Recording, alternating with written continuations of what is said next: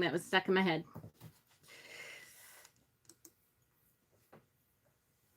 Hold on. I gotta get us up. Where are we? Sorry. It's all right. We're gonna have a yachting party today. Damn it.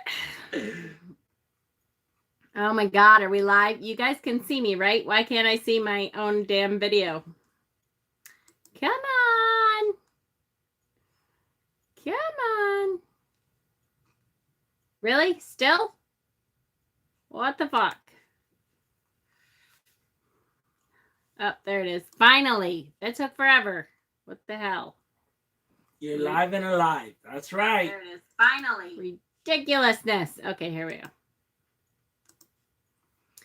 Okay, so hello everyone. Sorry, I got caught up listening to a Hamilton song that makes me think of how we all have met and the story of tonight. It's like about what happens in history when people who are supposed to be together meet, and through that kind of circumstance, history is made, and that's where we are, Witchypalooza, this year. Who knows what would have happened? All right, so hello, everyone. I promise I will not talk about Kitty, Sonia says. Hi, Michelle. Hi, Emma, Danny, Steven, Thomas, Courtney. Hi, sweetie. Emma, Rowena, Mel, Snappy Moon. Hello. Sherry, hi honey, Rowena. Hello, hello, hello. Witchy Woo, hi honey. Hi Kay. I know, I love Hamilton too. And it's coming, and but Bob said the cheapest seat was like $300. I'm like, are you fucking kidding me? Ugh, it's killing me though, to know that it's gonna be in Rochester. And I can't go, really, because I love Hamilton. Courtney, I have a question. So I don't do my readings when I'm feeling depressed because cards read off energy, and I'm afraid I'll just give a sad reading on accident. You're overthinking. Yeah, stop overthinking. You're, it's not one of those things, even though your energy, the card reads your energy. All right, okay. There's many different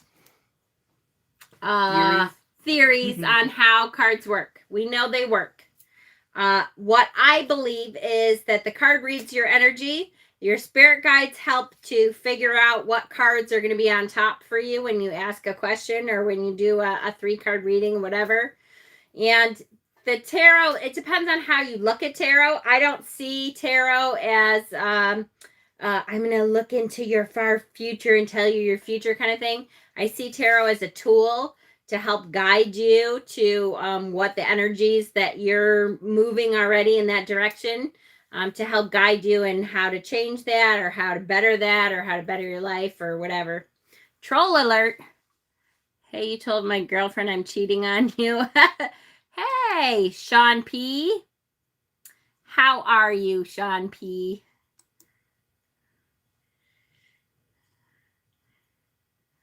Hold on. Oh, Steven. Hide user. So sorry, Sean P.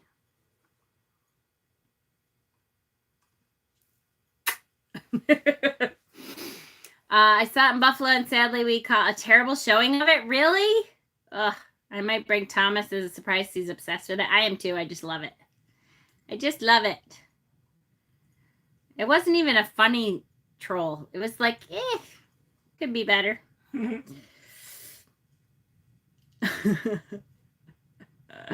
I sometimes get depressed after I've done a reading. Yes, Steven. Poor Steven sometimes does. Yes. Tell Hexen he can drive to Ohio and come get me and take me to Witchypalooza. I don't drive. Hexen doesn't drive. I don't drive. So that would be he could, try to put you on his back and do like a piggyback ride to Ohio. Hey guys, now I'm a Reiki master. Yay! Congratulations, Rowena. Yay! Good Hi. for you. Good for you. That's awesome. I get super dizzy sometimes when I read. Be careful that you are not using your energy for readings and healings and stuff like that.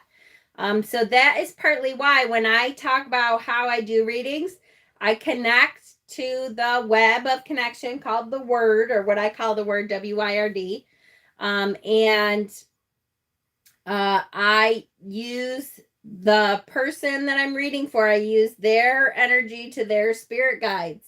You don't ever want to use your energy because you'll kind of wear yourself out and stuff. Now that doesn't mean that you're not going to feel any of that or be connected at all or anything, but you can help prevent some of that by trying not to connect like that. Don't connect to the other person directly, because people in general, no fault of their own, that's how people work, will drain your energy though. And spirit doesn't drain your energy. So try not to connect to that person. Connect to spirit. Connect to spirit. Yes. Yes. Could have been telling us we need to find Jesus or we're going to hell, in which case we're in good company. That's true. That's true. Yep. Mel said, that could be terrifying trip then. Yes, it could be. Mick, I just came on.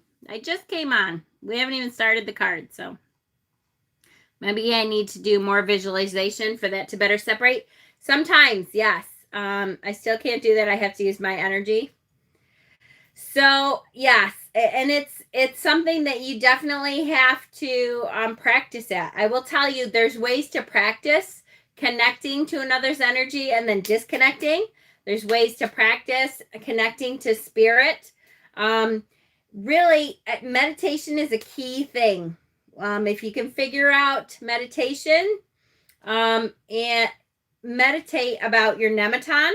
Your Nemeton is your safe place, and sometimes start with that. Meditate and go to your safe place. And your safe place should protect your energy. So start at your safe place. And then you really need to practice connecting to that web of connection, however you see that. For me now, I know some people who are earth people, Cass talks about feeling that connection through the root system, which my root system, I have a very strong root system. I use it in every single Reiki practice, but my root system is all about healing. That connection for me only goes to Mother Gaia. I don't feel my connection through other people through roots, but if you're an earth person, you may feel that connection through your root system. I'm an air person. I'm a Libra. And I'm very much an air person. Just because, by the way, you're a Libra doesn't mean you're an air person. Some people connect to an element that's not necessarily their zodiac. I'm Libra, and my element is water. So my element is air. My birth element is air. But what I connect to, with the element that I feel is my emotions, water, the beach, even the lake. It doesn't have to be salt water in particular, but lakes. Like, I just have this thing for seashells. And so if you're a water person, you may feel your connection in waves. Many people I've heard talk about feeling the connection in waves to each other, that you feel the vibrational waves hitting you back and you know which direction they're coming from. I've heard that. Mine is very much a vibrational web through the air that I can pluck the different webs of connection and feel more of that. Fire people are very different in that way. There's lots of different fire ways to connect. Some people can think of a strong emotion. Usually it's some kind of fiery emotion. It is fire people can sometimes see a spark. They can send out sparks and find it that way. Try different things when you're visualizing. Try different things to try to figure out that connection. It may be a totally different thing that we haven't talked about or we haven't thought about. Your connections are going to be way different than other people. Can you do that if you read for yourself? The connection? Yeah, I connect to my spirit guides. Absolutely. I will reach out to my Namatam, my spirit guides, for sure. More and more a fire person. That's awesome. And once you know that, usually it will help you with your connections. Once you know what element you are, then you will it gives you a better sense of how to try to connect to different things and people and living things and non-living things. Everything has that connection. It's living things, to me, it's easier to feel because their vibration is different. But every single thing around us, this table has a web that you can connect to. So absolutely. But if you know your element, it will give you a better opportunity of how to connect in different ways. I always talk about that web because that's just the way that I learned how to do it. So to me, that it's almost it's funny when you do find that connection. It's like, oh yeah, it's like a memory almost. Oh yeah, this is how I do it. This is the connection for me. It's nobody taught me how to do that. That is just, I just know how to find it now and pluck it and follow those vibrations. It becomes like a switch that you can automatically click to. Yeah. Once you're used to it or you've done it a few times, then you figure it out, right? To where you won't get drained at all. And then you could do multiple readings in a day and things like that. For me, it took a while too. And even still, sometimes I get drained. Depending on the person. Yeah. Sometimes there are people that are very much energy vampires that if you're not careful and you're not paying attention, they suck you dry. Yeah, suddenly you're like, "Ooh, whoa, I'm really tired." That happens. And that also means that I try to explain it like this. That doesn't mean if you are doing a psychic fair, let's say, you're going to get the same amount of tired at a psychic fair as you would like throughout your day. It doesn't mean it energizes you more than you should be for the day. If you spend 4 hours doing readings for someone, you're going to be tired like you worked for 4 hours because you're still using your energy for the mundane basic things of doing a reading and talking to people and moving around and stuff like that. I used to explain it for Reiki all the time because we used to do a thing in my spiritualist church long ago now, where we did a psychic Saturday once a month, the first Saturday of the month. And I would do the Reiki sessions before they sat down for a reading. I would do Reiki sessions like just a couple minutes per person before they sat down for a reading. And it was still tiring because I was doing like 30 Reiki sessions in a day. So I'm on my feet, and when I do a Reiki session, a chair session anyway, I sit down in front of them to touch their feet, and then I touch their knees, and then I stand up and so it's still like 30 sessions of sit, stand, kneel, up, down, and all that stuff. You're still expending your own energy to move around and stuff. It's just you're not spiritually and psychically connected and draining your energy that way. So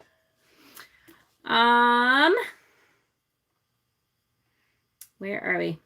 It's that good vibration. It's that sweet sensation. Yes, it is. I'm not singing tonight.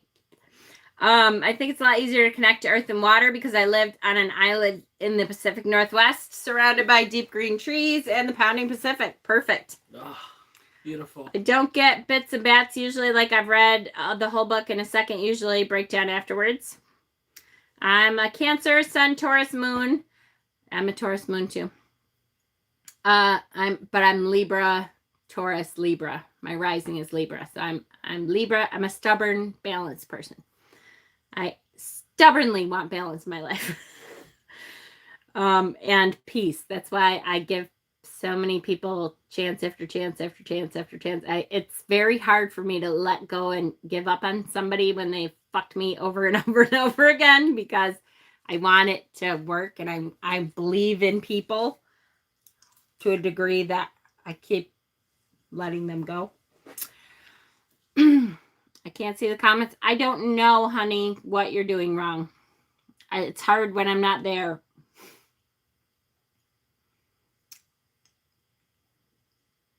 Maybe you're on top chat. Maybe you're on top chat. Put it in live chat. Because sometimes when you open up the video, it'll keep you on top chat. So you won't see all the comments. Try changing it to live chat. And you'll be able to see all the comments.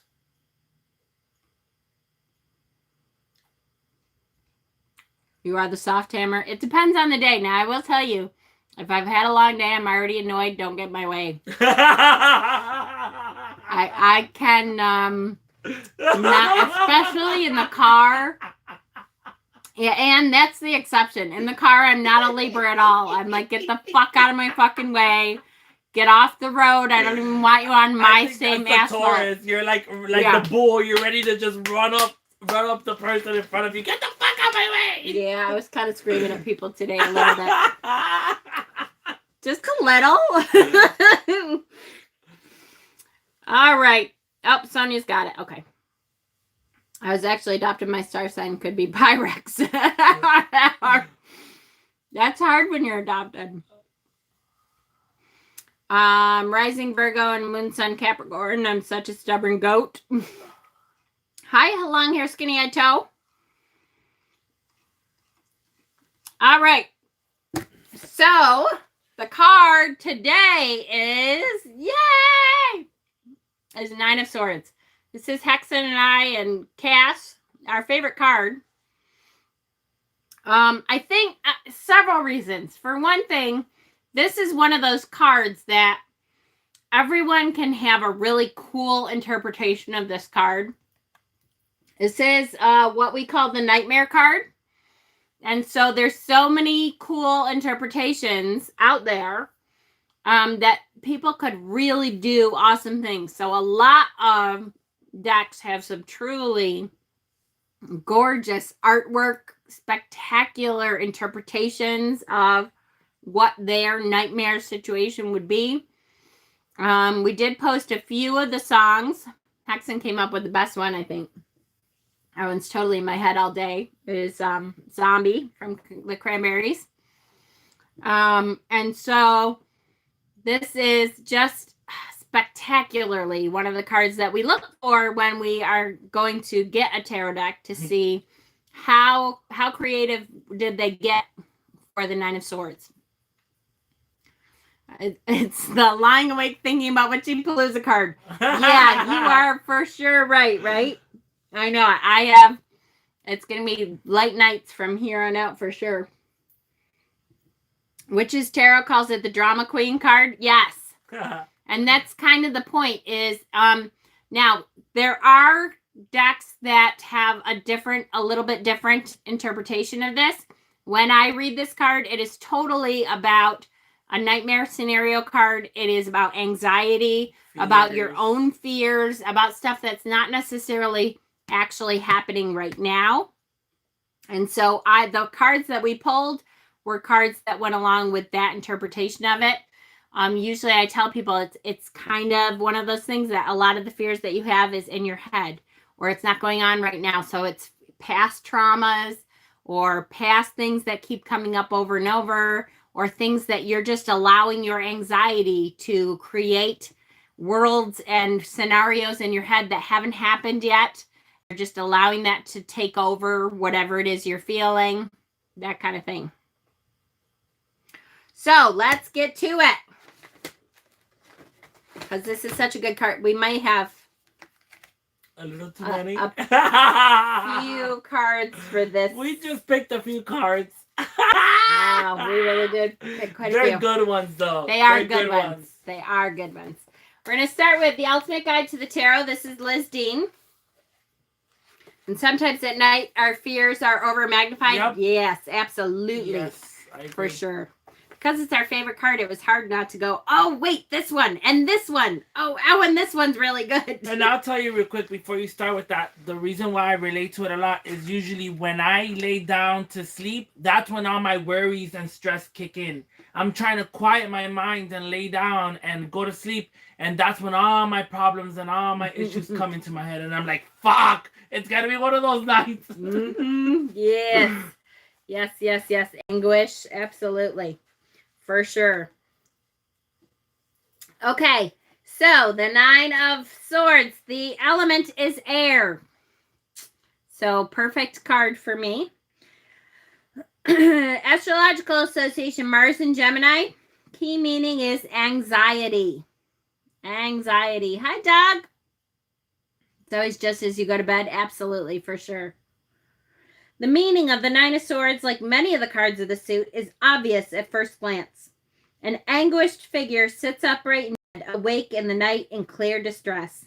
9 horizontal swords appear behind and above the figure like bars at a window.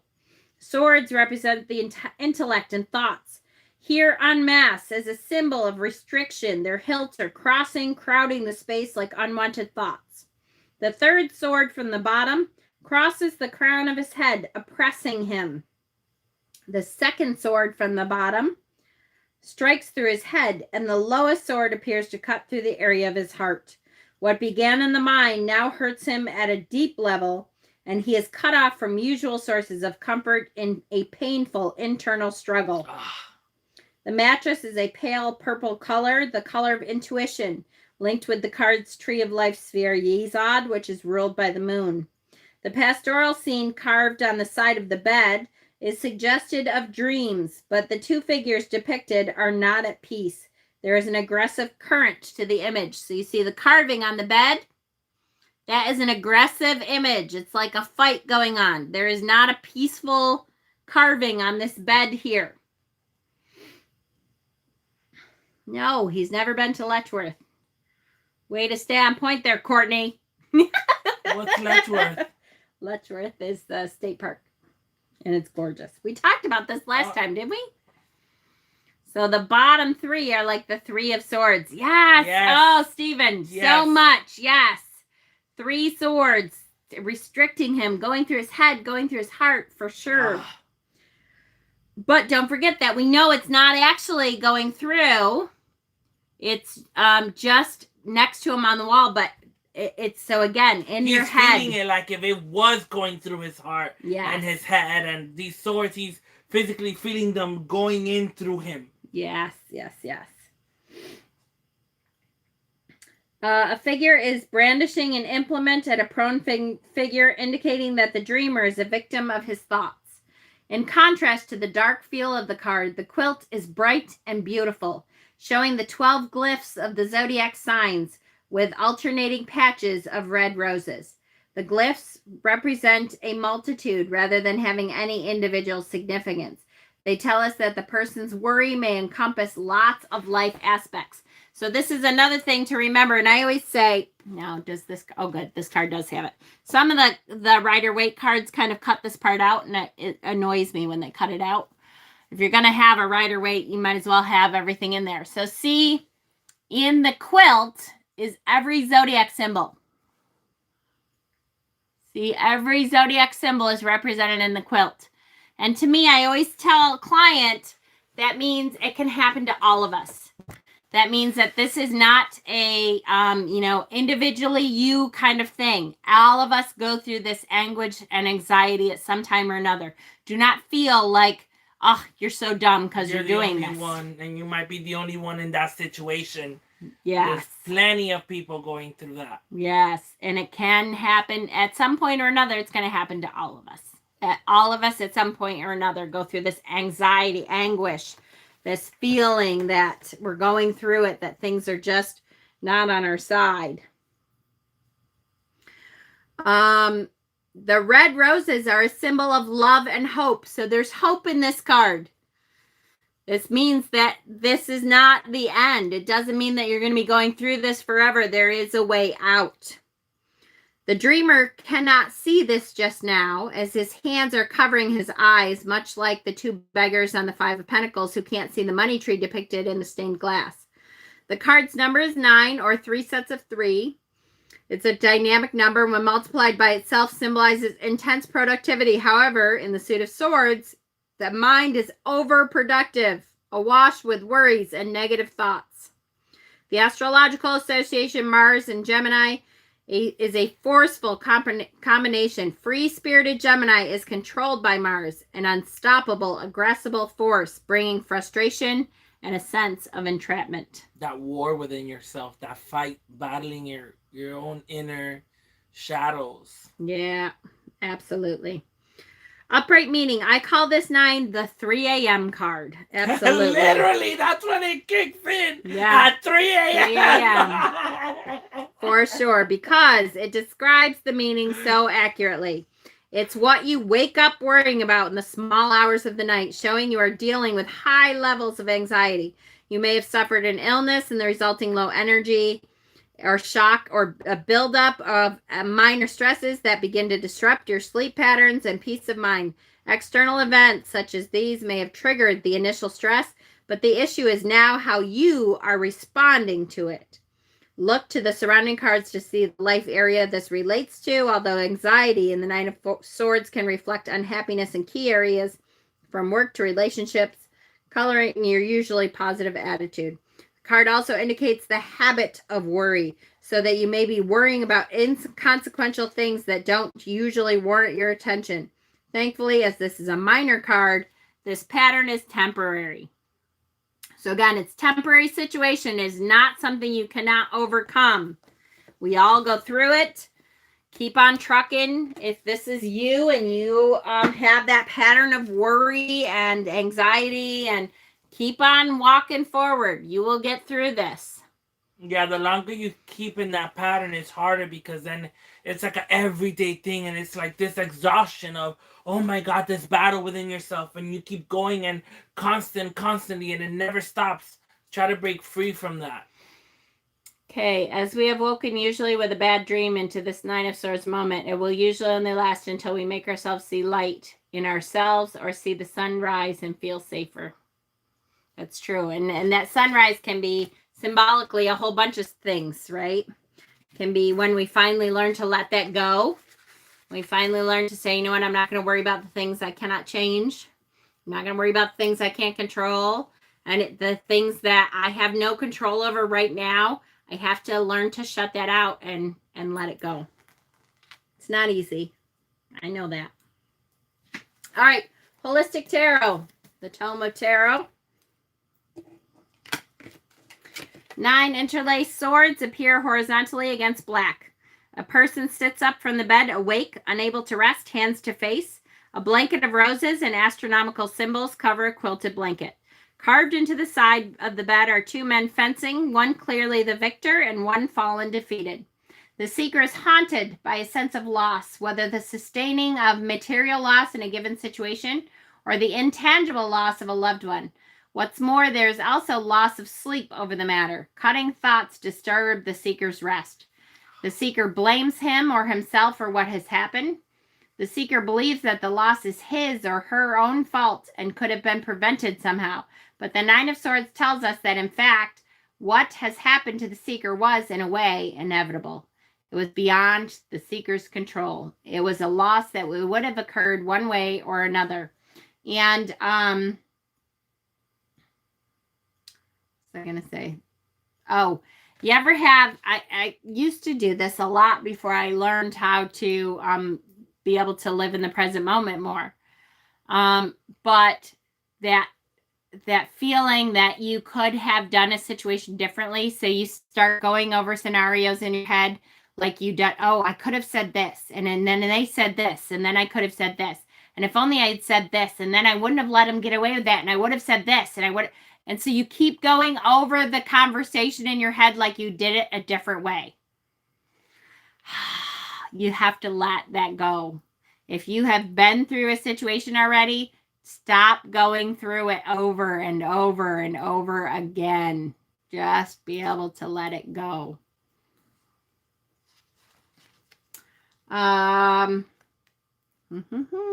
Simply had to happen for reason the seeker perhaps cannot perceive right now.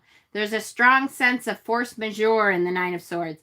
The roses printed on the quilted blanket represent mystery, and the alternating quilted pattern of astrological symbols suggests causes well beyond the seeker's personal control, a matter written in the stars, or at the very least caused by powers greater than the seeker.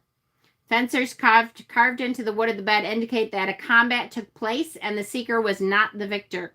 When one awakes from unsettling dreams and is caught in the haze between conscious and unconscious, when the seeker is unsure what is real or unreal, that feeling is what the seeker feels at the moment. Note how the points of the Nine of Swords depicted extend out of the view, suggesting that the total amount of damage is not yet discernible at this time. See the points? You can't see them. So it's not over. Just recognizing this is not the end. It is still going on, but you can end it. It's just not there yet. Still going on. Last book before we start new different cards is Modern Tarot by Michelle T. There is no way around it. This is a terrible card, as confirmed by a glance at its drama. A person sitting up in bed, holding their anguished head in their hands as a wall of brutal swords pierce the night behind them. The person is traditionally said to be female, and this card can be connected to violence against women, as well as the insomnia and unstable moods that are known to accompany menopause. But fear not. Fear not. The Nine of Swords brings its doom and gloom to all genders, ages, and physicalities.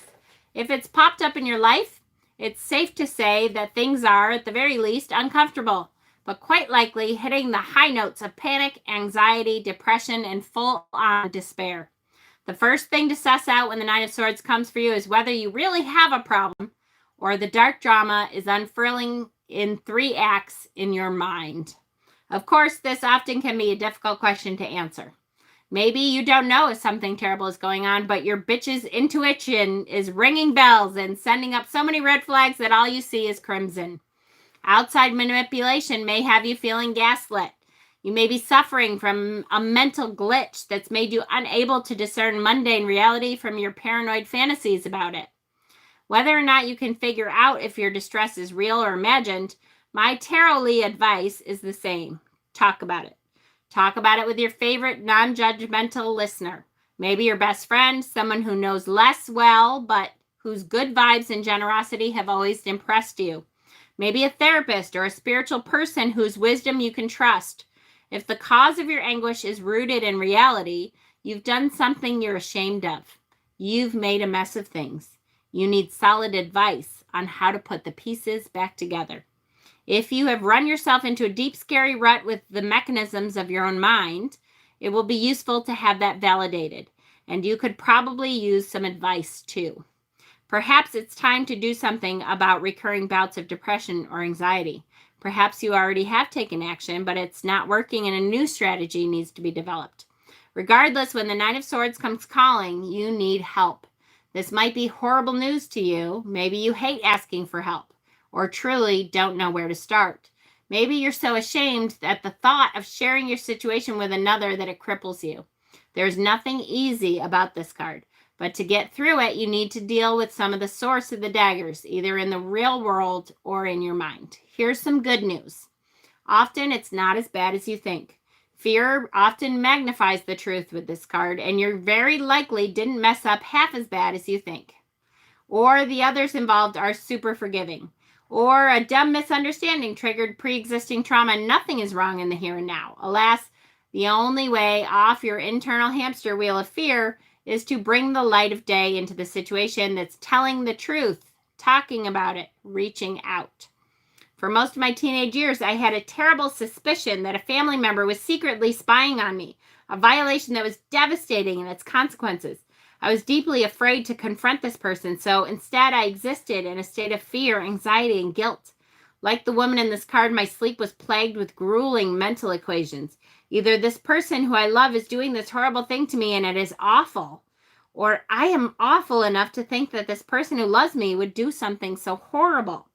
It's the kind of loop ruled by the Nine of Swords, and one that does not get interrupted without a drastic move. At the end of it, you're left at the Ten of Swords. Devastating, yes, but over with peace on the horizon. If the Nine of Swords comes up, it's time to take action. My guess is that in your gut, you know what has to be done. You just don't want to do it because it's terrifying or heartbreaking or devastating. It might be helpful to know that inaction is not protecting you from any of these negative experiences. The badness is already happening. Don't be afraid of the tough steps you may need to take to free yourself from this emotional prison. Good, good, good. Really good. I love her. I saw some questions here. Hang on.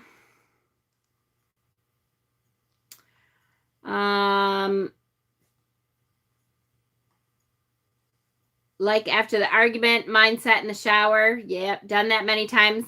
Yep, me too. Oh my God, that's completely me. Reviewing it over and over. Yes, it's exhausting. I used to second guess myself all the time. I'm trying to let go more. Good. My Buddhist therapist helped me the most with this. The first dart is the experience. Then the other darts, you are spinning the situation over and over and over. Yes. If we are so spurred by the negative aspects of this card and don't try to work it out, we are in a position of being a victim of the self-fulfilling prophecy. Yep, that's right. And I'll tell you a little story anyway about that same thing, because this can have very real consequences. Just because it's in your head doesn't mean it's not serious at all. This can have extremely real consequences. I worked with a long time ago.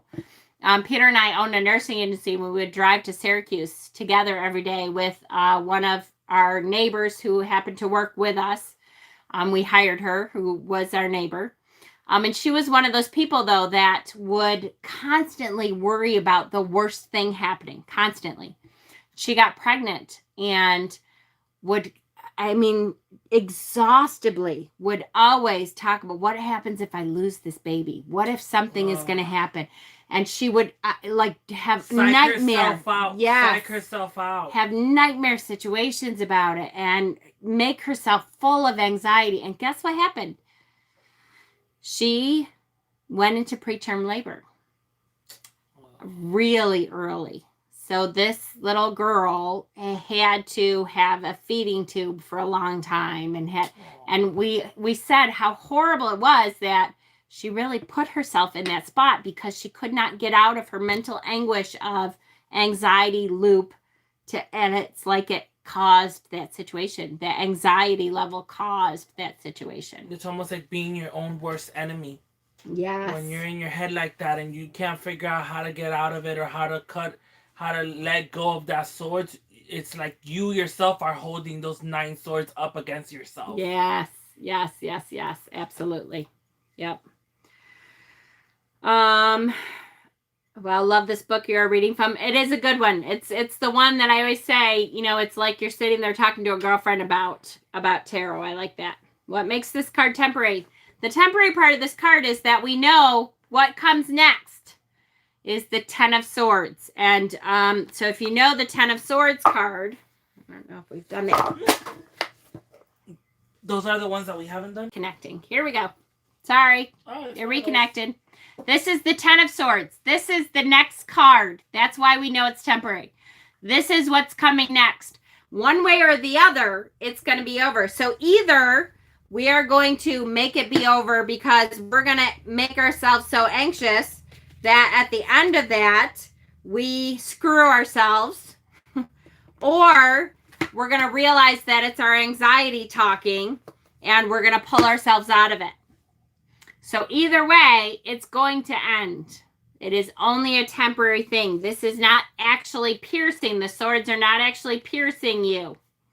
So either you're going to realize that, or you're going to put yourself in so much anguish that something bad is going to happen. That you're going to dig your own grave. And then at least then it has happened and you can recover from it.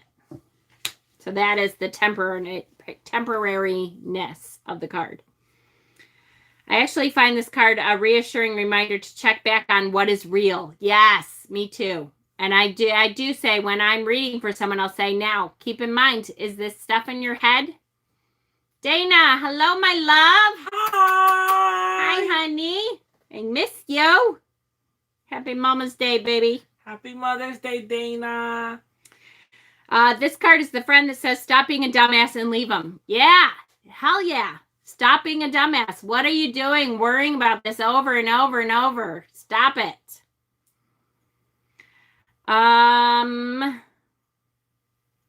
Yes, not numerologic.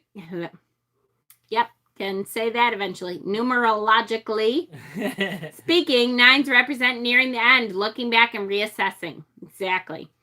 Mel, makes you miss out on life and the good parts of it, so you need to act and make a change, one way or the other. Absolutely. Do it. The power of our mind can sometimes be, yes, debilitating, so debilitating. Then she's stuck thinking she was right and she has to keep worrying that much. Yes, MA, exactly. That cycle. You keep putting yourself back into that cycle over and over and over. Yes, yes, yes. Self-sabotage for sure. Self-sabotage, yeah. Likewise, if we look at the card that comes before the 9, we should remember what got us into this situational fear in the first place. That's right. Okay, good. Good observations, honey. Yes. The thumbs down is a joke. Love seeing Mama get the attention. I think I popped in at exactly the right time. You're talking about me again, Mama. Oh, Dana. Dana. Don't keep that cycle going, girl. You know the 9 of Swords. You know. All right. Let's do some different cards here because we do have just a couple to show you. Quite a few. First of all, this is the Mood Tarot. This is the Funny Tarot. I've been trying to include this one lately so that... Okay, can you turn that heat down? Yeah, Holy shit. it's a little hot. Yeah, turn it away. That way. So that it lightens things up a little bit. So here is the Mood Tarot. This says, did I leave the oven on? Perfect. Absolutely. Oh God, for sure. real. Yes. Mimi, hi, honey. Yeah, I see the everyday enchantment. Yes. Remember, this is the last Tarot Tuesday till after Witchypalooza. That's right. I am taking a break until after Witchypalooza because I'm going to be...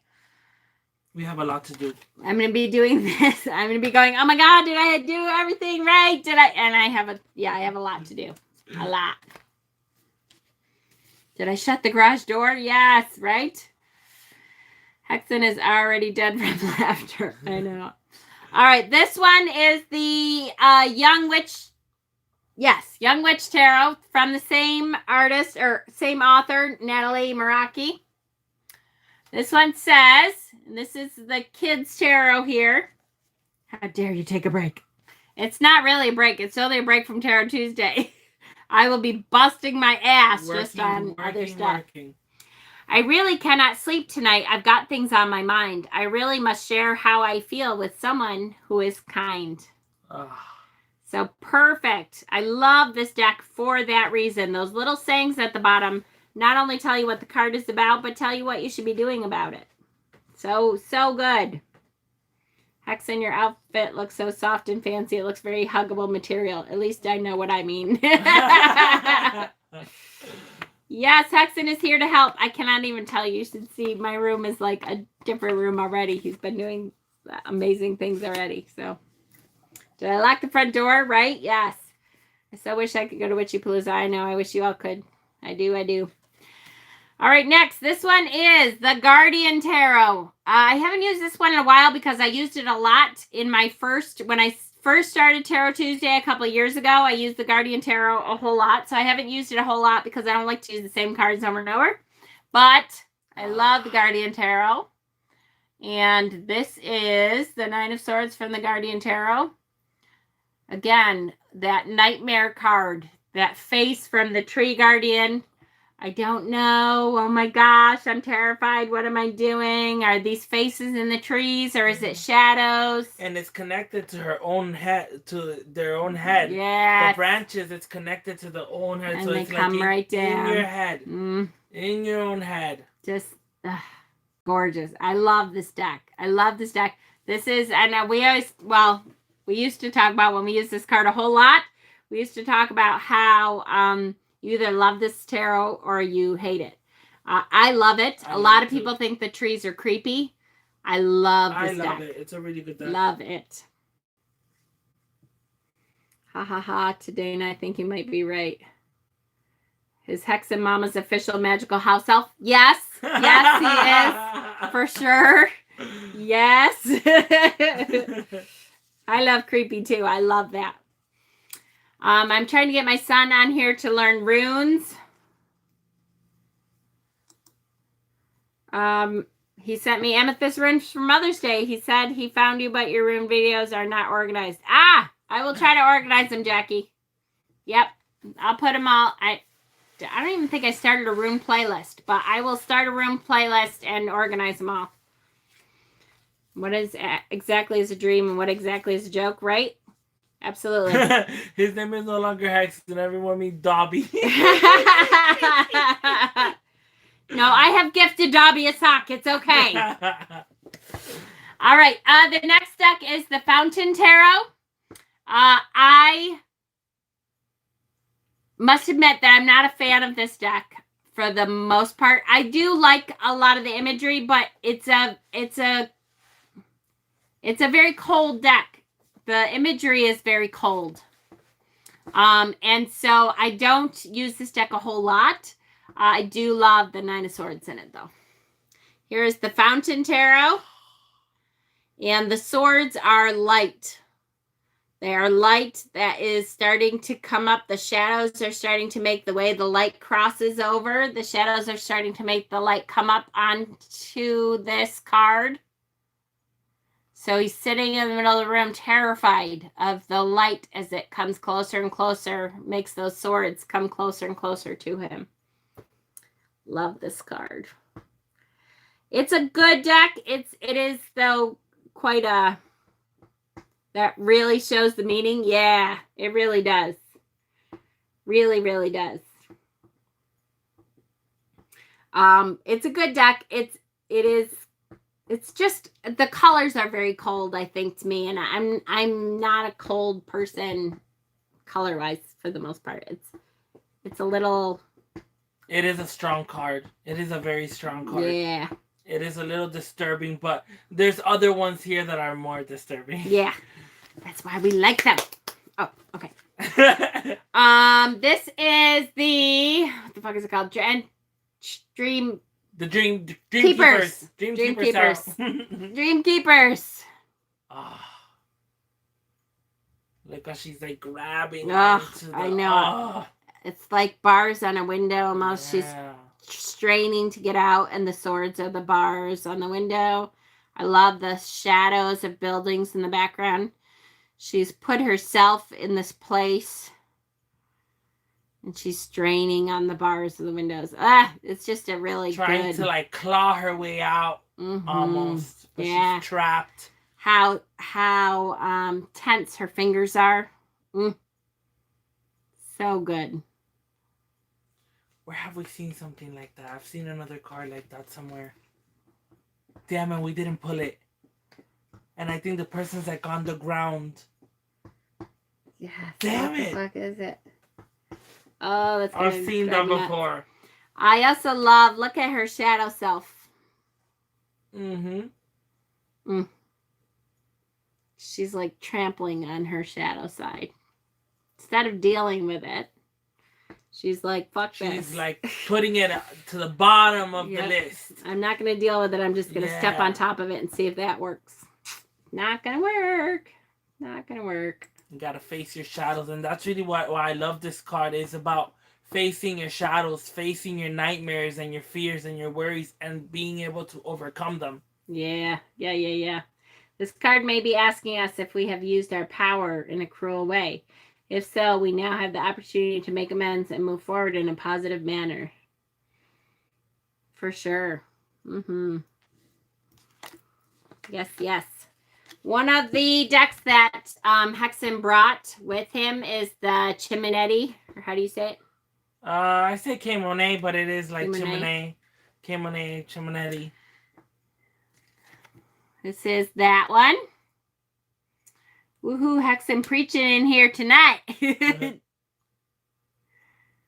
Oh, look at howling at the moon. Yep.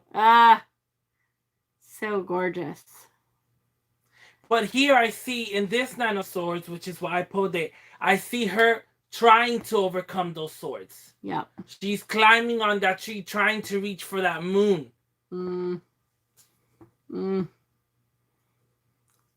Trying to focus on the good, on the light that is there. Not worried about the fact that she's naked and vulnerable. Yeah, that's good. That's a good one. That's a good one. There's so many good Nine of Swords, guys. Not to ruin the mood, but my body looked just like that yesterday when I stepped on one of the kids' Legos. I love you, Dana. Oh, God, Dana.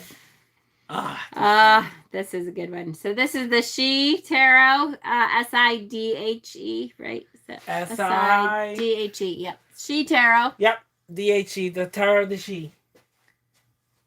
So, this is so good. With the moon in the background and the hand, and then I love the journey from her teardrops. It's that visualization in this card is everything.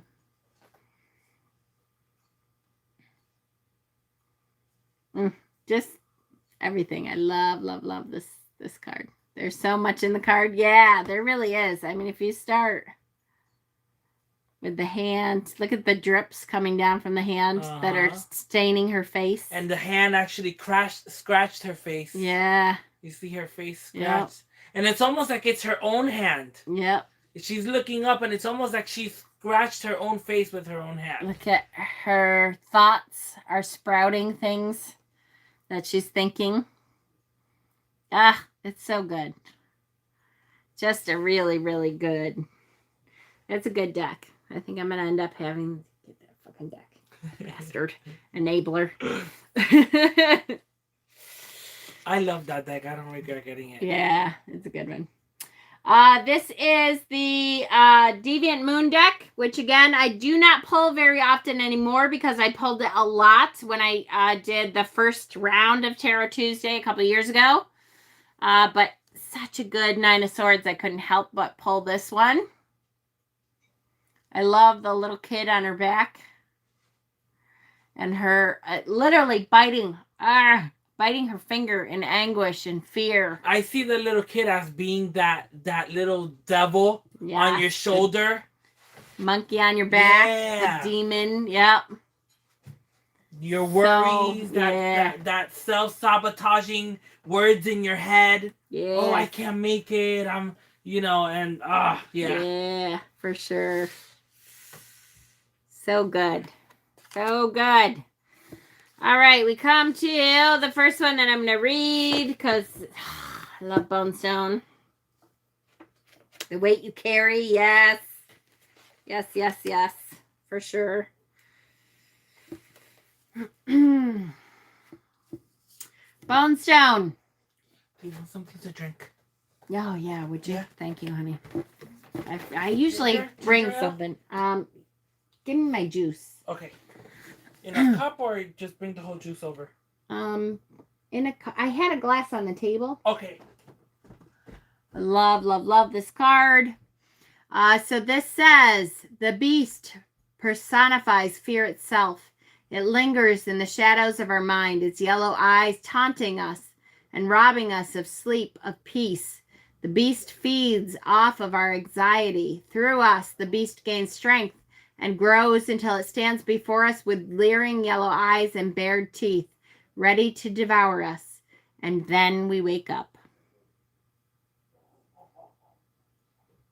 Then we wake up. So good. That is Bone Stone and Earth Flesh. This is the Wizard Tarot. This is the newer Wizard Tarot, not the old Wizard Tarot. This is the Barbara Moore version of the Wizard Tarot. Really? Literally in the midst of nightmare. Floating above the bed, and the swords are not reaching her. You know what that reminds me of, Freddy? In Right? the scene when he grabs the girl and pulls her Pulls her into the mattress. bed. Oh! Oh, yes. Yes, yes, yes. Such a good. I love the Barbara Moore. The beast looks like he's saying, I'm here to take you or you can choose to leave. Ooh, that was a good interpretation for sure. Love this one.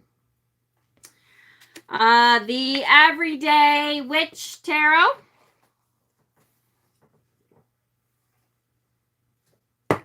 Thank you. Everyday Witch Tarot. Here we have the daggers. The sun is rising. And she still is stuck. She looks bad. Right? She looks like she hasn't slept the whole fucking night. Yes, exactly. Still stuck in the trauma of her dream world. The sun is rising through the window. The new day has dawned, but she is not feeling that. She is still stuck in the trauma of that dream.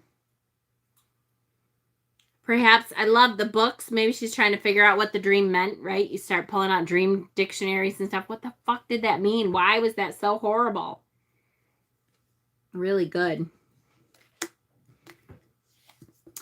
This is the 9 of Challenges. This is another one that I'm going to read because it's so good. This is from the Enchanted Forest Tarot, Tarot of the Enchanted Forest, whichever it is. I like that one too. Me too. This is so, I love this. Love this. See him hiding in here. I love the mushrooms. I love everything about this one. Lost in the woods, a boy tucks himself as tightly in as he can among some tree roots and prays he will be safe until morning. Everything he sees and hears is terrifying to him. He can't discern between what is a real threat and what is merely unfamiliar. The shining eyes, the creeping feet, the tiny cries. Oh, he should not have come into the woods that night. There is nothing to be done now but wait for daylight. The hours then crawl by as he trembles helplessly in his inadequate refuge. This card isn't really about danger. It's about fear. It's about the middle of the night terrors when you are helpless to do anything but worry. At such vulnerable times, your fears can start to multiply faster than you can swat them away. The scariest thing in the night and forest is the inability to move safely, not knowing what is nearby. You may be feeling fearful because you are unprepared and ill-equipped to handle your challenges. Face reality during the day so you don't need to flee from it at night. Good one. Good one. Yes, good one, good one, good one. This is tarot I love to hate, or the tarot I hate to love. Period of great anxiety and foreboding about the future. It's important to examine where guilt about the past might lie behind such fears, rather than being enslaved by them to one's future detriment. Yes. There are treasures to see. Yes, there are. Absolutely. With the Forest of Enchantment deck, there's all kinds of little things. There's spiders in there. There's little fey creatures all over. With a magnifying glass, you're right, Kay. That's a super good deck. Look at, like, for instance, I love the trees. Look at the shadows of the trees. See the scary tree? That's in the top corner of that tree. You don't really notice it until you really zoom in and look at it. There's all kinds of things in this deck to look at. It's really neat. This is the Light Series Tarot. Again, I love, love, love this deck. That is Enchanted Forest. Tarot of Enchanted Forest Tarot. Black Enchantment, no. Oh, shit. Yeah. Enchanted Forest, yeah. Yeah, the book says Enchanted Forest. The deck itself says Forest of Enchantment, I think. Yep, Forest of Enchantment Tarot. I like the way you explain your Light Seers deck, Jen. I've renamed my deck the same. It really is. I cannot tell you. It pisses me off so much that everyone loves this deck so much because I never like the same decks everybody else likes. But this deck reads so well. It reads really good. Oh, so well. So here is the 9 of Swords from the Light Seers Tarot. See that one of the birds is actually just made of light. It is her thoughts, her nightmares that is creating the birds themselves. Same. It's so pisses me off that it's such a great reading deck. Like, it is such a great reader. It just gives, and it's one of those decks that you can use for any person. It's just a great, great deck. Hi, Kathy. Kathy McKinney. How are you, sweetheart? Such a good deck. This one I love. This one is my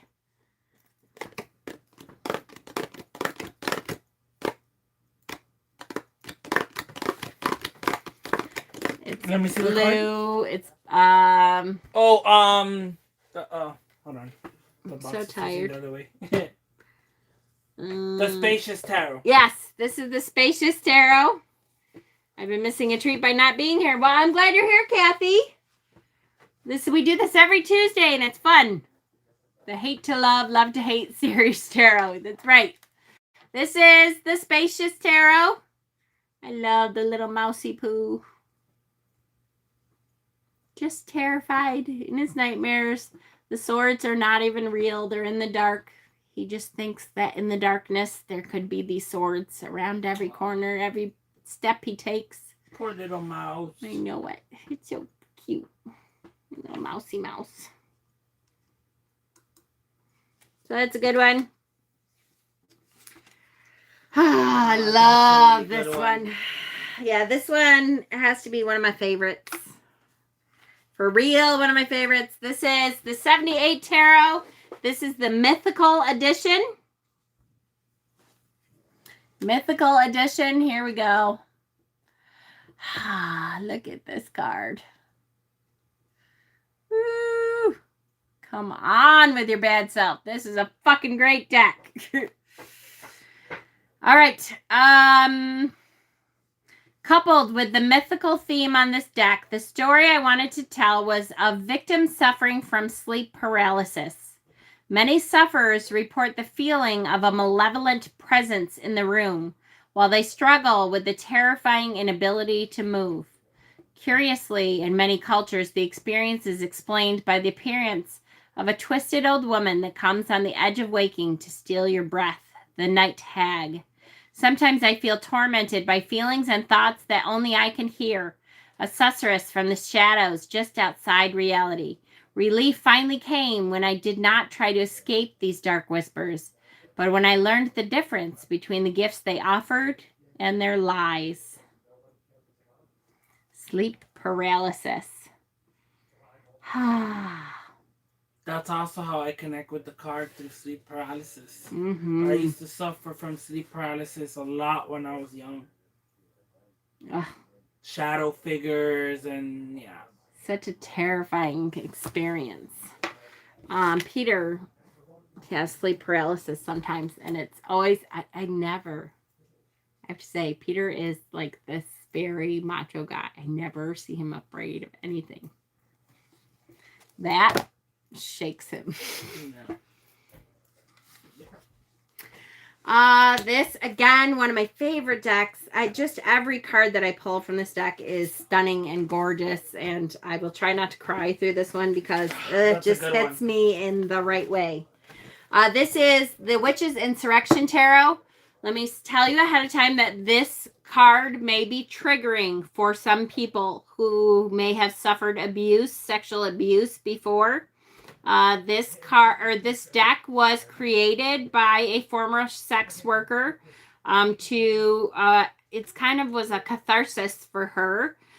So there is nudity in this deck, and there are some triggering images. So if you are triggered by images, be careful with this card. You may want to look away for a couple minutes because it is a bit harrowing for sure. This is the Witches Insurrection. The Nine of Knives is not a light or happy card. It deals with trauma, nightmares, and defeat, however temporary. The figure from the previous card is on all fours with 9 knives pointed at her head, which is covered by a black bag as she is raped by a bright red man, the only person who seems to be having any fun. This card is a reminder that trauma and violence are real and that the physical suffering that is inflicted on us has mental consequences as well. Long after the immediate pain of violence passes, the pain that's left is no less real for being entirely in our heads. It's okay to ask for help. It's necessary to ask those who we love and those who love us to help pull ourselves out of the darkness. It's okay to admit you're not okay. It's okay to struggle, and sometimes other people are the only ones who can help us out of the nightmare. Ugh.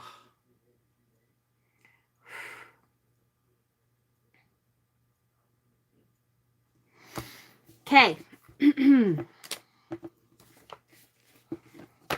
So, it's a great deck. It's a great deck. I'll tell you, for a while I put that deck in the back of my list because I thought, nudity deck, another nudity deck, blah blah blah. No, that is straight up shadow work. Yeah. That is straight up shadow work. Like, that goes in deep. Very much so. Very much so.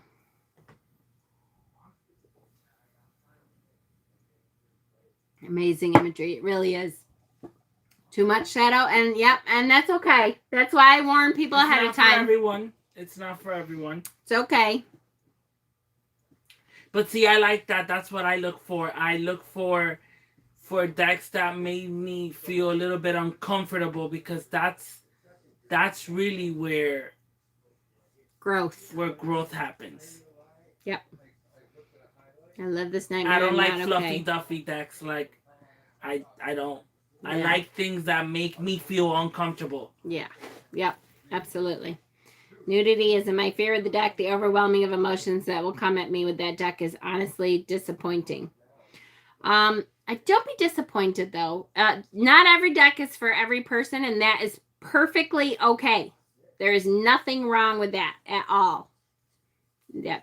At all. That's why I warn people ahead of time whenever I show a deck or a card from that deck, because it's perfectly okay. All healing comes in your own time. Yep. In your own time. Okay, this one is Tarot of Mystical Moments. Tarot of Mystical Moments. And I love the eyes. Everywhere the eyes, right? Oh, The saying, I feel the eyes upon me. I see them. Are they watching me? Yes. Who's watching me? Like, when you feel you have eyes on you and people watching and you're alone and you're like, is somebody watching me? Like, oh my God, that's such a bad feeling. Yeah. Oh. Yeah. And that's a great card to show that feeling. It's literally having the eyes upon you. Courtney says, I'm just disappointed that people have to go through things like that. I know, right? That's it's tough. Mel says, definitely let me know. I may have some shadow work to do on things I thought I moved past. And shadow work is continuous. Don't think that once you go through that shadow work, that's it. You're all done. You never stop with shadow work. You will always work with shadow work. Even the wisest, oldest crone you can think of is still dealing with shadows. Like, shadows is something that you will always have in your life. Like, and always I have to say, I'm trying to think. I don't think there's one shadow that I have felt like I defeated that just went away and that was it. It always kind of rears its head in some form or another. Somewhere down the line, you think, oh, that's all gone. Yep. Maybe not all of it. And then sometimes it'll pop up and you're like, fuck, I thought I was done with you already. Yeah, damn it. I know I guilt with you. Damn it, man. Absolutely. If only, right? For sure. Okay, this next one is the Sabbath Tarot. No nudity in this card, although there's a lot of nudity in the deck itself sometimes. I love that deck. Yeah, I do too. It's a good deck. Always new levels. Exactly. Always new levels to work through, for sure.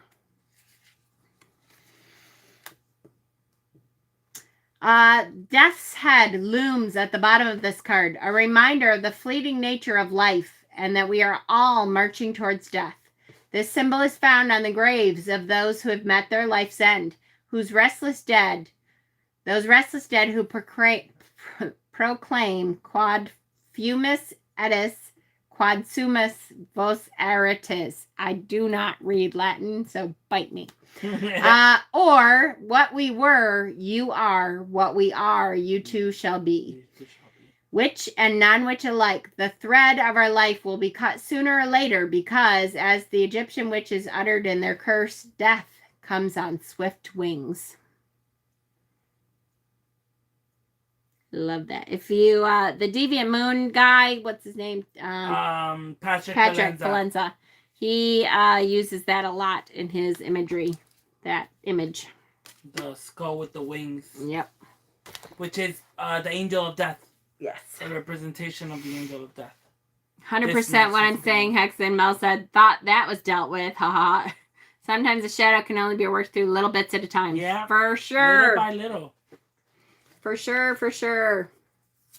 I mean, if it wasn't gonna be uncomfortable, I don't think we would call it shadow work. That's the idea of it. It's the things that make you cringe. For sure. Steven says, Latin, you've just summoned something, right? Oh, shit. Shit! I shouldn't have even tried. Maybe it's something good. You never know. All right. True Black. I love the True Black Tarot. Here we have the True Black. Bunny. Yep, the bunny. But guess what? If you look closely, you see that the bunny is bleeding rose petals. So guess what? That's not reality. That's the dream. That's the nightmare. That the bunny is not bleeding means the bunny is not actually stabbed. It is all in your head. That is the nightmare. You're seeing the fruition of that nightmare. It is not reality. Love, love, love this deck. It's just like a continuous 78 works of art, this deck. I love this deck. Mel, you should hear my dumbass responding. Hold on. Out loud like I'm in the room with you guys. I love you, Mel. Oh, Mel. This is the Blood Moon Tarot. And I love this card. Look at that. Look at the eyeballs on her hands. This is the Nine of Dreams. The Blood Which Moon is Tarot. cool. I like the imagery with the eyes in her hand because she has the ability to see, but she herself is covering her eyes from seeing her real, true reality. She chooses to be in this nightmare. Yes. Yes. Yes. Love it. The mouth of the creature, and she's like inside them. So good. It's like her nightmare is swallowing her. It's so good. And you just her crunched position and you can't see her face, but you feel her terror. So good. What a great deck this is. This is Hexen's favorite card. This is the Urban. I saw this card yesterday, and it hit me. It hit me because it means a lot to me. I lost a baby nephew 5 years ago to cancer. And he was 2 years old. And so this card reminds me of that. And what a nightmare that was, the loss of a baby. And the fear that brain, that kind of, again, going through that trauma means that you have that fear underlying with you all the time. So when I picked this card yesterday, I was like, oh, fuck. Yeah. Like, it picked at me. It called you out. Yep. Yeah. It really does. Night K. Yeah. This was definitely a shadow work card for Hexen. So good.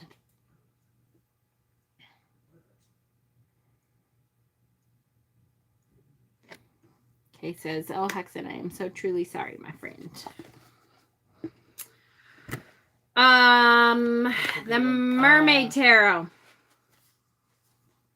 The Mermaid Tarot. This is the one by Lisa Robertson. And here I love the tent setup and seeing the mermaid come from the rocks below. And you just know, is he really seeing that? Here it is dark. So, you know, he's looking down there thinking, is that what I think it is? Is that really something coming up the rocks? Is that, no, yes, no? Oh, Shadow's Truth lost 3. Oh, I'm sorry, honey.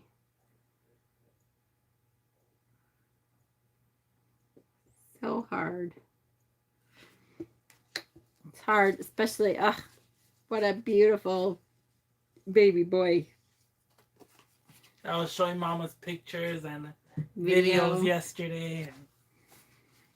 So hard. It's funny because it's been a while since a 9 of Swords had made me emotional. Yeah. And that one really got to me. Yep. I don't know about you, but I always, as long as you let that emotion flow. Yeah. I always feel like you gotta I'm let it. so You gotta grateful let it. Yeah. that something brought that up again so that I could feel that again. Yeah. Because the fact that you lost and you feel so much means that you loved so much too. Yeah. And I'll be honest, I feel okay. You know, it's not about being depressed or feeling depressed, but it's about going back into that moment, appreciating every moment and knowing that it's okay, you know, but the feeling is still there. Yeah. It's still there. Cause it's like I said, it's like shadow will always be there. It's not like you get rid of the shadow and it's gone. And no, it'll be there. It'll linger. You know. Have you heard the analogy of the box and the ball? When you go through something traumatic, I need a pen. Hold on. The circle within a square that you're talking about. Yes. Right? Yes.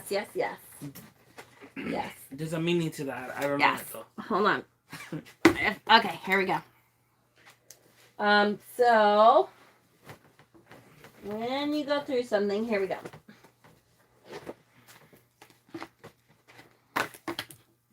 Okay. So when you go through something, when you first go through it, you are the ball, okay? You are the ball bouncing around within the box. When you first go through it, the ball is so big that anywhere it goes, you're hitting the square, and that causes you pain. And as you go through time, you never lose that pain. It's the same pain. It's the same pain over and over. The only thing that happens is that the ball of pain gets a little bit smaller. So if after a few years, the ball of pain is this big, then it hits less often. It hits less often. So it will hit here and bounce and ouch, that's your pain. And then it bounces and you travel for a while and you don't have to hit anything. And then, bounce again. Travels for a while and you don't hit anything. Bounces again.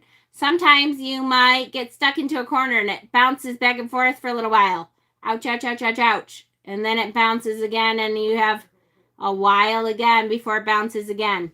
I love that analogy because that's such the truth of pain and trauma and that kind of thing is that you still feel that pain. It's never going to go away. But as the ball gets smaller, you have longer periods of time in between that you go through life without feeling that pain. And I think that's what's important about this card.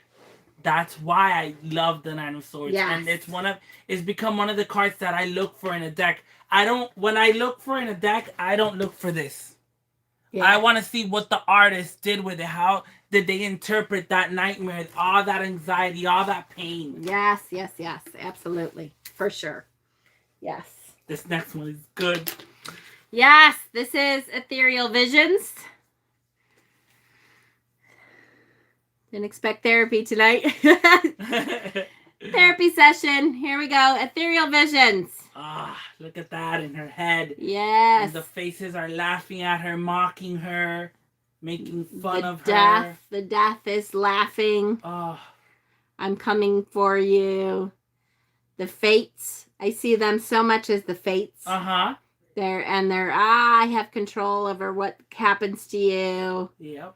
You better be afraid of me because I'm always there winding around what I think should happen next. Such a good representation of the card. And again, that's why we love the Nine of Swords, because I want to see what that interpretation is. What do they think that means for them? And I like some of them that show that it is in your head. I like some of them that show the pain, you know, and I look for that variety of not just it being in your head, but also it being physical pain. Yes. It tends to match my Friday therapy sessions. Christiana. Right? Managed to freak me out even in pastel colors. Sneaky, right? I know. This is a good deck for that. I do have to say. Good idea. For like when we finish Tarot Tuesday and we pick up again, tarot therapy. Yeah. Hell yeah. Yeah. Tarot therapy. Yeah. I love it. This is the Santa Muerta. That's all about being in your head. Yes, that is completely. You are just, this is so weighed down. It is screwed, right? Every anxiety is screwed right into your skull. Into your very bone, into your very brain, into your skull. Such a good card. Santa Muerta. But I also like the fact, even though it's like coming from all the directions, it also looks like the wheel of a boat. Yes. So it's almost like you can still grab onto that in order to, you know, manage that boat and get yourself out of the stormy seas. Yes. Shadow's Truth says, I now have a new appreciation of the Knight of Swords. Yes. I love it. Locked in your own mind, Mel? Yes, absolutely. Tarot Tuesday has always felt so therapeutic. I'm so glad. You guys get something out of it. This is the, I always say the zoo, but it's not the Ark. The Ark Tarot and Oracle. This is the Black Swan. The Ark Animal Tarot and Oracle deck, yeah. Yeah. The Black Swan, it says, mental anguish, shadow self, time heals. Love that. When I see this, I think of the movie Black Swan, right? And her battle within herself and her mental breakdown and all of these anxieties and stuff like that. That's what I think about. And the scene where she's dancing with the devil. And oh my God, that's what that card makes me think of. Yeah, such a good scene. Oh, that's a great analogy. Okay, last one. And then we'll do before and after in our notes. This is the Everyday Enchantment. This is the Poppy Palin deck. Love this deck that it comes with a story for every card. Love it. Here we have, what time is that? It is 2, almost 2, 10 to 2 in the morning. Look at the pills on the nightstand. The pug looking up at her. What are you doing? Here's the story. I can't stop crying as everything goes round in my head. Everything that's wrong with my life. Everything I've done wrong. A litany of what ifs and self-recriminations. No matter how I try to see things differently, I can't escape the thought that everything's my fault. And I've ruined any chance of happiness. The price for being such a failure is lying awake in the small hours, weeping after another nightmare. Every dark dream finds me trying to lock out an unseen monster that's pushing its way in, but the door won't shut properly, and I know that I can't hold it back. Just as it bursts through, I wake, heart racing, sweat slicking my skin, but escape only brings momentary relief, because then I remember that my waking reality is a nightmare too, and the real monster is me. I'm tearing myself apart with my own regret, and wherever I go, I have to take me with me. If it wasn't for my devoted little dog, I'd take the rest of those pills and go into oblivion. What a blessed relief to drift into the void where the monster would finally be vanquished. But my dog is the saving grace that links me back to a world of kindness and hope, where there are other feelings besides jagged pain. He believes in my innate goodness no matter what I've done. And I can't let go of that. Because of his love, I'll try to ride out these endless stormy nights. Maybe one day I'll find myself worthy of his unconditional acceptance and live up to his expectations. Until then, I'll try to endure.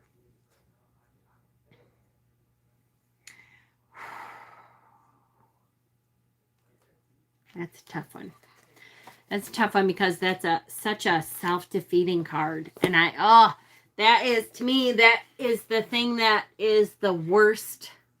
The hardest lesson is to learn to not get stuck into that constant self-recrimination, that loop of putting yourself I'm not down. good enough. I'm not good enough. I'm not good enough to feel can't better. do this. I'm such a horrible person. I did this horrible, awful thing, and now I'm going to feel guilt and shame. So I'm not even going to try to lift myself out of it because I'm not a good enough person. I should feel like this. Yeah, because I deserve this. I deserve it. Ugh. It's no. Yeah. Lift yourself out of that. Do better. You do better when you know better. Sounds familiar, right, Jack? I know it. There's something about us ADD sufferers, too, that we kick ourselves into that sometimes on a daily basis for some of the things that there's no reason for that.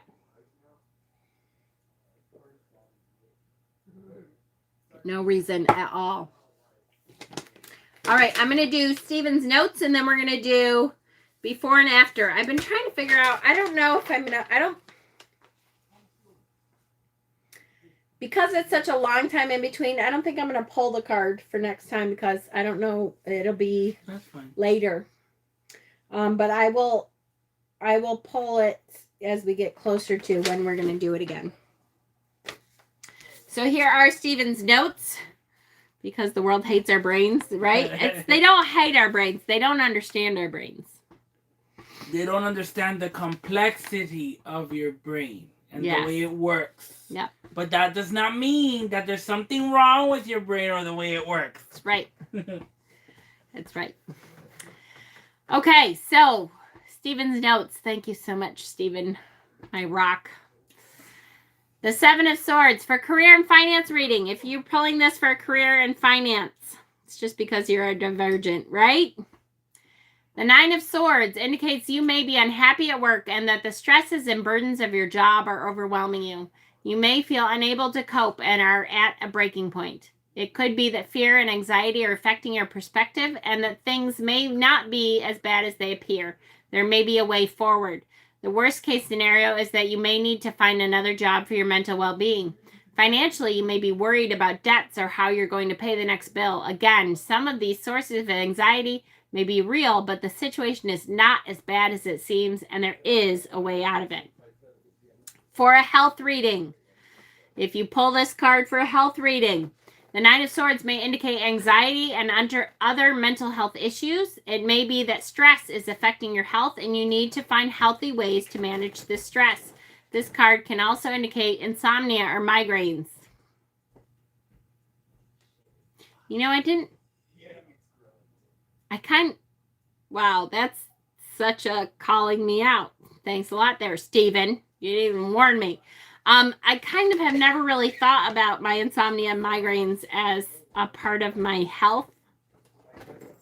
I always kind of attribute them to menopause and that kind of thing, staying up all night and stuff. But it's funny that wow, way to call me out, Stephen. Let me see. In a health reading, it says, it may be that stress is affecting your health. You need to find healthy ways to manage the stress. This card can also indicate insomnia or migraine. I'm like,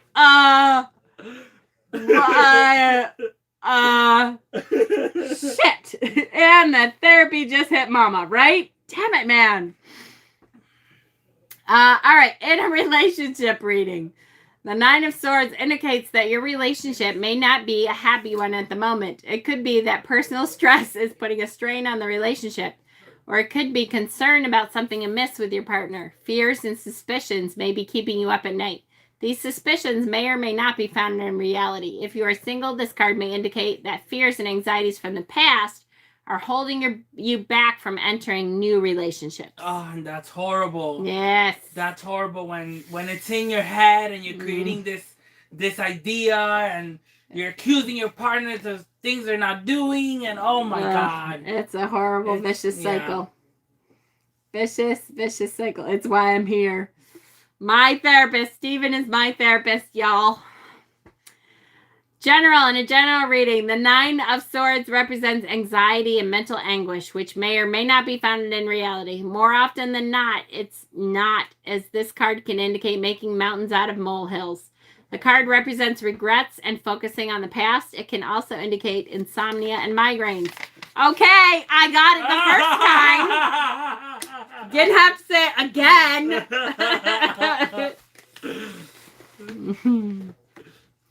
No. I was demoted at work, and that was as opposed to just firing me. Oh, Christiane, I'm sorry, honey. That is such a hard time. But again, I will say, and I know I know I've said this before, but it's been a while, that sometimes it's so hard in the moment to think of this at all. I remember when I was fired from my job and just thinking, it was so devastating. Even though I hated the motherfucking job. I hated my bosses. And it was a daily stressor. To remember that the universe sometimes needs to switch things up. And sometimes if it has been giving you hints and clues that you're supposed to be stepping off the cliff and you're not stepping, it will shove you off the cliff. And that demotion, that could be the shove that you needed. And a couple of years from now, you'll look back on this and think, oh my gosh. That's why this Thank goodness happened, because now this and this had to fall into place. Otherwise, I never would have taken that step, and I would be stuck in that job over and over and over. And I never would have met this person or moved then and found this. And it goes to so much a different place, and you just don't see the different chess pieces that are being moved so that you will meet this person, go to this place. It was like, and I'll tell you, I'll refer my life experience recently. A few months ago, I quit Dollar Tree. I got the fuck out of there after working for them for 3 years. I was running a store, and I ran a very successful store, and I met my goals and everything, and I worked with amazing people. I had an amazing team working with me, my assistant managers and everything, and I loved them with all my heart, but things were going on, and, then it was a maybe, a for sure, or I want to, but I'm not sure if I should take the step of coming here to New York. And, I got so fed up one day trying to get things done, and I was tired of being abused. I was tired of putting 80 hours a week, 70 hours a week, and I said, enough. Like, I worked myself for 92 hours in 1 week. I remember that. And I walked out of there. I had a mental breakdown. I had a mental breakdown, and I said, enough. How am I not worth, like, working 92 hours and I'm getting paid my same salary? Because that's the fucked up part about retail. You get salary when you run a store. So it's my salary was based off of 48 hours of work. How many other extra hours? Subtract 92 minus 48. Did I put and did not get paid for? I know. It was, and I've never seen you so mentally exhausted ever. I wasn't capable. My mind broke down. Yeah. Like, my mind broke down. In a week, I worked 92 hours, and I said, no. I'm not going to let this job kill me. I'm more important. My health is more important, and I deserve better. And I walked out. I turned in my keys. I quit my job, and I'm here today. I'm here today, and I get to do what I love for a living. Like, nothing can describe this feeling of, sometimes. At first, I was like, okay, I need the break. And I was home for almost 2 months. And I was already getting desperate because I wasn't getting the money that I was getting paid the crappy salary for the amount of hours I was putting anyway. But then, I stayed home. Of course, I stayed with my parents and everything, and I had a roof over my head and all of that. My mom's like, listen, chill. You worked very hard and all that. We have a roof over our head. We have food in our fridge. Like, relax. We got you. Like, you'll be fine. But don't kill yourself. Don't kill yourself. If you don't love what you do, don't kill yourself. And I did that. I walked away, and I don't regret it. And if I would have sucked it up even more, I would have been miserable. Ugh. While I was trying to get up here. And the universe had it put in place for me already. That's the only way I can describe it. Where I quit my job and MDO was in the works of it, or it was being talked about. But then when they were like, okay, this is happening, it's happening, and I said, okay, I am ready to work and dedicate my life to what I love to do. Yep. It's like the reward for going through the shit is you get a glimpse of the universe's plan sometimes. You get a glimpse of. Mel, I'm a workaholic. I'm a workaholic, but yes, Dollar Tree took a lot of my time for a very long time. And Christiana said, which is so good. See, I'm so excited for you. My daily manifestation is everything will work out in the best way possible for everyone involved. See? Just know that. Just is supposed to be. There's a higher plan. There is a bigger picture. When things like that happen that are inevitable, and you come across a rock falls in what you think is a smooth path, and a path, and you're on a smooth road, and you're like, oh, I'm on the road, and then there's a brick, and you're like, fuck this brick. There's a reason for all these things, and you just gotta either climb on the tree, climb on the brick, or find your way around the brick, or somehow to break through the brick, and it might take you some time. Break your toes kicking through it sometimes, because you're so fucking stubborn that you won't go around. It won't be easy, because life ain't easy, but it will be worth it. There's always a reason why the universe brings things into your life and removes them. And it's very important to let go of things that no longer serve you in order to make room for what the universe is bringing to you, to your plate, Yes. All right. So the before tarot. This is the before. See the big scary monster coming through? Oh my God. Look at. That's that nightmare. The nightmare is there. This is the medicine I needed to hear tonight. I'm so glad, honey. And then the after. Guess what? She slayed it. Oh. She slayed it. Slaying that fear. Now can rest. Slaying that fear. And guess what? I love that there's still blood on the swords. Yeah. It was not an easy thing. It was not an easy thing to slay that demon. But now you can rest. It's time the to blood rest. Remains. Now you can rest. And then you just deal with the remains. And again, deal with the blood dripping. Later. If you see this from the front, what do you see if you were looking from this direction? You see the goblins in the window. You see the things that go bump in the night.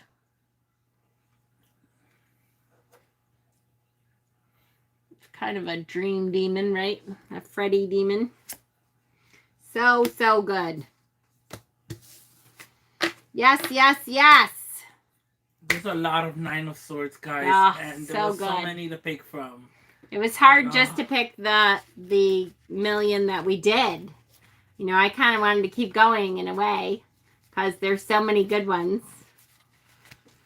Make sure to, shut up. Give this beautiful, wonderful, magical woman a thumbs up for giving us the knowledge we all seek. You're amazing. And I love you, and we all love you. I love you guys too. I love you guys too so much. Click the like button on your way out. This is the last Tarot Tuesday for a little bit until after Witchypalooza because I have a ton of shit to do for Witchypalooza. That does not mean that I will not be on at all. I will still be coming on. I'll be coming on to do some unboxing kind of stuff. We'll be coming on to do some tarot reading stuff. We'll be coming on still. Maybe I some just recipes and things that we have in our mind. Yeah, definitely. There's a lot of things cooking up in our heads. So we need a little Definitely. break, you know, so we can gather ourselves together Yes. and prepare for Witchypalooza and all of that. But you'll hear from us, and It's just that It's gonna be the great. Tarot Tuesday part is a lot of preparation work. And so I'm not going to give myself into the preparation part of it because I need that extra time. But I will be popping on here and there to say hello and share some stuff with you guys. Oh, it's always magical recipes. of course. Hi, honey. Honey Owlette. Hi. Hi.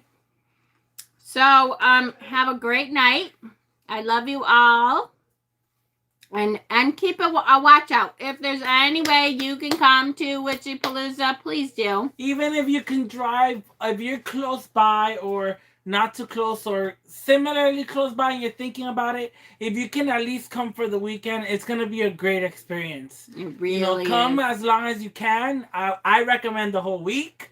You know, I was there for the first one. I'm here for the second one. And I'm here to stay.